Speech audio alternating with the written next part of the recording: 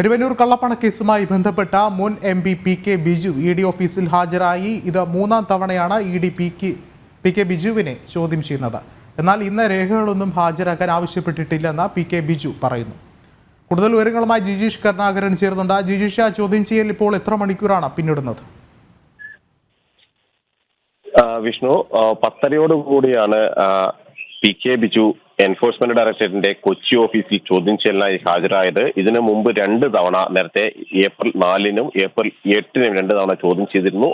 ഈ ചോദ്യം ചെയ്യലിന് ശേഷവും വ്യക്തമായ മറുപടി അല്ലെങ്കിൽ തെളിവ് സഹിതമുള്ള ചോദ്യം ചെയ്യലിനോട് കൃത്യമായി പ്രതികരിച്ചിരുന്നില്ല എന്നതുകൊണ്ട് തന്നെയാണ് ഒരിക്കൽ കൂടി ചോദ്യം ചെയ്യുക നടപടിയിലേക്ക് കടന്നിരിക്കുന്നത്. മാത്രമല്ല, കരുവന്നൂർ സഹകരണ ബാങ്ക് ക്രമക്കേടുമായി ബന്ധപ്പെട്ടും കള്ളപ്പണ ഇടപാടുമായി ബന്ധപ്പെട്ടും CPM-ന്റെ കൂടുതൽ ഉന്നത നേതാക്കളിലേക്ക് അന്വേഷണം കടക്കുന്ന ഘട്ടത്തിൽ തന്നെയാണ് പി.കെ. ബിജുവിനെ ഒരിക്കൽ കൂടി ചോദ്യം ചെയ്യുന്നത്.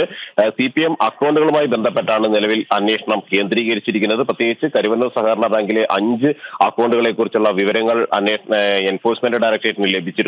ഒപ്പം തന്നെ കണക്കിൽ കാണിക്കാത്ത നിരവധി അക്കൗണ്ടുകൾ തൃശൂർ ജില്ലയുടെ പല ബാങ്കുകളിലായി CPM-ന് ഉള്ളതായും വ്യക്തമാക്കി. അതിനുമപ്പുറം ഈ സഹകരണ ബാങ്ക് തട്ടിപ്പ് പുറത്തു വന്നപ്പോൾ പാർട്ടി തന്നെ ഒരു അന്വേഷണ സമിതിയെ നിയോഗിച്ചിരുന്നു. പ്രത്യേകിച്ച് പാർട്ടി നേതാക്കളുടെ പങ്കാളിത്തം, പാർട്ടി നേതാക്കൾ ഇതിൽ എങ്ങനെയാണ് ഇടപെട്ടത് എന്നിവ കണ്ടെത്തുന്നതിന് വേണ്ടിയായിരുന്നു CPM നിയന്ത്രണത്തിലുള്ള ബാങ്കിൽ തന്നെ ഇത്ര വലിയൊരു സാമ്പത്തിക തട്ടിപ്പ് നടന്നപ്പോൾ പാർട്ടി അത്തരത്തിലുള്ള ഒരു അന്വേഷണ സമിതിയെ നിയോഗിച്ചത്. അതിന് നേതൃത്വം നൽകിയത് പി.കെ. ബിജു ആയിരുന്നു. മുൻ എം പി, CPM സംസ്ഥാന സെക്രട്ടേറിയറ്റ് അംഗം പി.കെ. ബിജുവും ഒപ്പം തന്നെ കൗൺസിലർ കൂടിയായ പി.കെ. ഷാജനും ഈ കമ്മിറ്റിയിൽ ഉൾപ്പെട്ടിരുന്നു.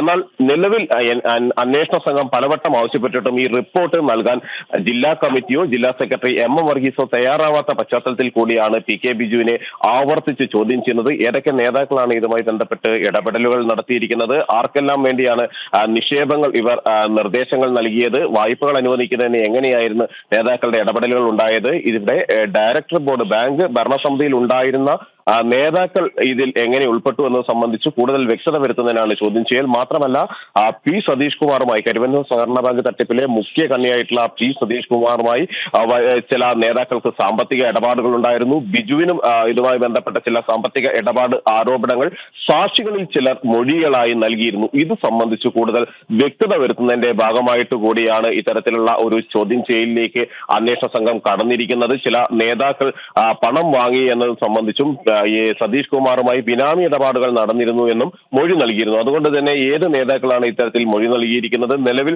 സാക്ഷികൾ നൽകിയിരിക്കുന്ന മൊഴികളിലെ വസ്തുത എന്താണ് എന്നിവ സംബന്ധിച്ചു കൂടിയാണ് പി.കെ. ബിജുവിനെ ചോദ്യം ചെയ്യുന്നത്. പ്രത്യേകിച്ച് M. വർഗീസിനെയും പി.കെ. ബിജുവിനെയും ഒരേ ദിവസങ്ങളിൽ കഴിഞ്ഞ തിങ്കളാഴ്ച ചോദ്യം ചെയ്തു. അതിനു മുമ്പ് പി.കെ. ബിജുവിനെ ഒരിക്കൽ ചോദ്യം ചെയ്തു. വർഗീസിനെ 5 തവണ ചോദ്യം ചെയ്തിരുന്നെങ്കിൽ പി.കെ. ബിജു 3-ാം തവണ അന്വേഷണ സംഘത്തിന് മുന്നിലെത്തുന്നു. നേരത്തെ നിരവധി രേഖകൾ, ഇ.ഡി. ആവശ്യപ്പെട്ട രേഖകളിൽ പലതും പി.കെ. ബിജു ഹാജരാക്കിയിരുന്നു. എന്നാൽ ഇന്ന് രേഖകളൊന്നും നൽകാൻ ആവശ്യപ്പെട്ടിട്ടില്ല എന്നാണ് പി.കെ. ബിജു ചോദ്യം ചെയ്യലിന് ഹാജരായ ഘട്ടത്തിൽ പറയുകയും ചെയ്തിട്ടുള്ളത്. വിഷ്ണു, വ്യക്തമാണ്. ജിജീഷാണ് വിശദമായ റിപ്പോർട്ടുകൾ പങ്കുവച്ചത്.